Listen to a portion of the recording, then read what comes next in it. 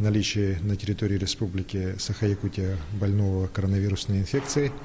Вот по генеральному директору ЯТЭКа анализ подтвердился. Вот. И сегодня у нас еще есть 6 человек, у которых анализы, взятые здесь на территории города Якутска, лаборатории Роспотребнадзора, они показали предварительный положительный результат. Все эти анализы сегодня утром направлены в Новосибирск для дальнейшей работы по подтверждению или не подтверждению анализа. Вот. И результаты их ждем мы уже на следующей неделе. Конечно же, понимая всю ответственность ситуации, мы уже с позавчерашнего дня ведем работы по изолированию лиц, имевших контакты с больным и предполагаемыми больными. Хочу сказать, что в WhatsApp, к сожалению, опять же, распространяют недостоверную информацию о том, что вот некоторые из лиц с пока еще не подтвержденными положительными результатами покинули территорию республики, находятся в районах и так далее. Это вранье. Все эти лица находятся уже в больнице на строгом карантинном режиме, и уже сегодня многие проходят курс лечения. Сейчас осталось порядка еще 60 работников ЯТЭКа из более чем 100, из тех, кто контактировал непосредственно с больным и предварительно с лицами, имевшими предварительно такой положительный результат по анализам.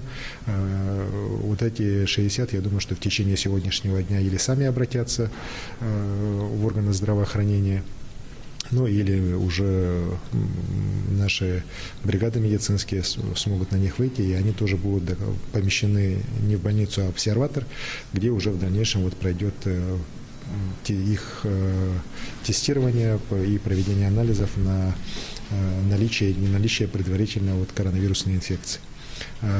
Еще раз обращаюсь к тем работникам ЯТЭКа, которые сегодня еще пока не вышли на связь, с просьбой в ближайшее время это сделать, так как это нужно в первую очередь вам, и вашим родным и близким. Потому что ситуация, еще раз говорю, она вызывает очень серьезные у нас опасения по возможности заражения этих людей от тех лиц, которые сегодня уже подтвержден анализ коронавирусной инфекции или которые могут подтвердиться уже в ближайшее время. Далее хочу сказать, что вышло главное распоряжение главного санитарного врача Российской Федерации, по которому все лица, которые в течение последних 2 недель пересекли государственную границу Российской Федерации, въехали на территорию России из любого государства, сейчас обязаны самоизолироваться и сообщить уже в органы здравоохранения по месту нахождения или, опять же, через горячую линию Роспотребнадзора или Минздрава Республики о своем местонахождении. После этого уже с ними свяжутся, и дадут консультации. В случае, если там отсутствует какое-либо заболевание, то люди просто должны будут самоизолироваться на 2 недели. В случае же там наличия любой болезни, начиная от ОРВИ, то к ним уже будут выезжать, или консультировать дистанционно врачи по дальнейшим действиям, по сдаче анализов и дальнейшему прохождению этой процедуры.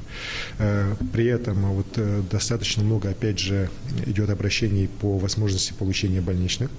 В сегодняшней непростой ситуации. Здесь по больничным хочу разъяснить, что на больничные имеют право, люди, у которых, конечно же, появились какие-то заболевания, любое заболевание, еще раз говорю так, начиная от гриппа, заканчивая другими хроническими заболеваниями, которые у человека могут быть. Второе, это как раз те лица, которые в течение последних 2 недель въехали на территорию Российской Федерации из любой другой страны мира. И лица, которые имели контакт с больным новой коронавирусной инфекцией, то есть у которых уже есть подтвержденный диагноз больной коронавирусной инфекции. Если человек находится в ряду тех, кто контактировал с ним, то он тоже имеет право на получение больничного. Я еще раз прошу население республики очень внимательно относиться к этим вопросам. К сожалению, мы порой наблюдаем достаточно такое, безответственное отношение от тех, кто имел контакты с больными, так и в других регионах. Хотелось бы, чтобы в республике у нас такого не было. Вот. Ну и по ситуации с продовольственными и непродовольственными товарами хочу сказать, что эта ситуация у нас полностью под контролем. Вот сегодня мне опять доложили, что уже по всем районам проверка проведена. У нас по некоторым категориям товаров до годового запаса, по некоторым не менее чем двухмесячный. То есть у нас на 2 месяца республика продовольственными и непродовольственными товарами первой необходимости обеспечена. Что касается медицинских масок, то здесь работа идет, и уверен, что до конца вот следующей недели решение будет найдено, и маски уже будут на территории Республики Саха-Якутия. Сейчас идет работа также по приобретению аппаратов искусственной вентиляции легких. К сожалению, вот из-за этого ажиотажного спроса их на самом деле нет, не то что в России и в мире их очень мало в свободном доступе, но я уверен, что в ближайшее время опять же решение будет найдено, и эти аппараты при помощи, в том числе и вот компаний Майтона, Индрайвер, Арсена Томского, которые уже заключили договор с фондом Хараскал, они уже будут приобретены и поступят в больницы нашей республики. Хочу также сказать, что компания ЯТЭК тоже сообщила, что перечисляет 50 миллионов рублей для решения задач по приобретению необходимых дезинфицирующих средств, медицинских масок, если необходимость есть еще в дополнительных медицинских приборах, для того, чтобы минимизировать расходы нашего государственного бюджета. Вот. И я считаю, что это тоже очень важный шаг, показатель ответственности компании за сегодняшнюю ситуацию. Вот. И, конечно же, мы желаем, чтобы все заболевшие быстро выздоровели.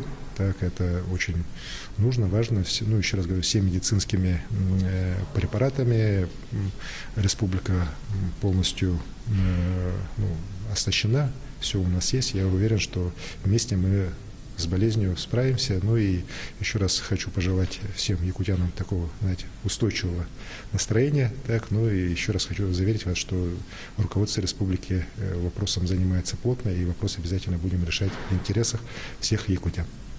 Спасибо. Глава Якутии Айсен Николаев в прямом эфире озвучил последние данные по эпидемиологической ситуации в регионе. Оставайтесь на нашем канале.